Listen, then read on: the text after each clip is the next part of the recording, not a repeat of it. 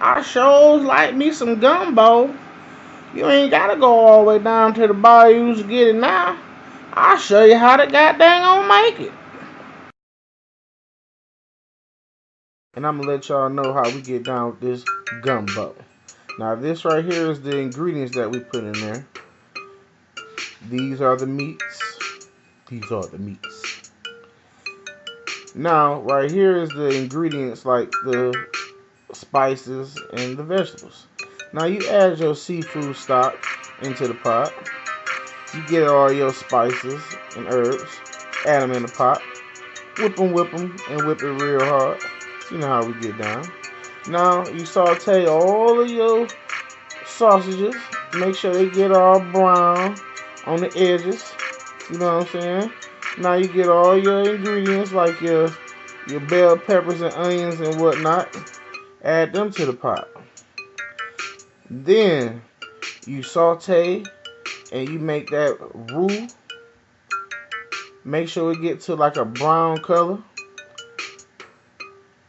Now you saute you some chicken. And I'm talking about you gotta make it right.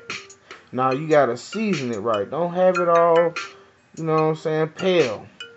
Now you add that roux to the pot with all your bell peppers, onions, and whatnot, and your spices and your stock and all that. You know what I'm saying? And you whip that real hard. Whip it and whip it real hard. Now, when you get to your shrimp, make sure you get some raw shrimp. Do not add no cooked shrimp to no stock pot, cause they gonna be rough and rubbery and hard. Now, you add that in there, stir it around real good.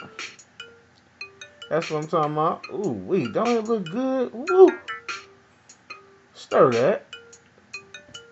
Now, while that's sitting there chilling, you know what I'm saying, I'm gonna let y'all know. You see how good and velvety that flavor is just marinating so good in there? I know y'all want some of that. Woo! Now, when you get done with that, you add your crab. Make sure you get some good crab. Not none of that bull crap you get from the regular store. You go to your seafood place and get you some fresh crab. And now when you get that in that pot, boy, ain't nobody gonna be, I'm telling you, they gonna be tripping when they get to this food plate. You know what I'm saying? Fancy it up a little bit.